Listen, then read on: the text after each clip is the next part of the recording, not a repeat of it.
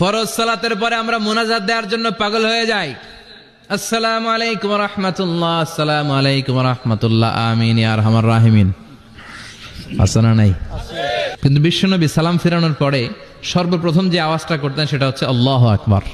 এরপর 3 বার পড়তেন আস্তাগফিরুল্লাহ, আস্তাগফিরুল্লাহ, আস্তাগফিরুল্লাহ। এরপর আয়াতুল কুরসি একবার। কয়বার? মান ক্বারা আয়াতুল কুরসি দুবুরা কুল্লি সালাতিন মাকতুবা লাম ইয়ামনাহু মিন দুখুলিল জান্নাতি ইল্লাল মাউত। প্রত্যেক ফরজ সালাতের পরে যে একবার আয়াতুল কুরসি পড়ে তার জান্নাতে ঢোকার ক্ষেত্রে আর কোনো বাধা থাকে না, একটা জিনিস ছাড়া, সেটা হচ্ছে মরণ। লোকটা মরে না তাই জান্নাতে যায় না, মরলেই জান্নাতি। আল্লাহু আকবার।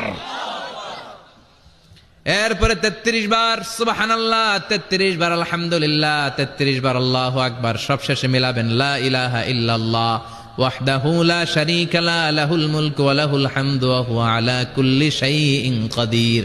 এরপরে পড়তেন আল্লাহুম্মা আনতাস সালাম ওয়া মিনকাস সালাম তাবারাকতা ইয়া যাল জালালি ওয়াল ইকরাম।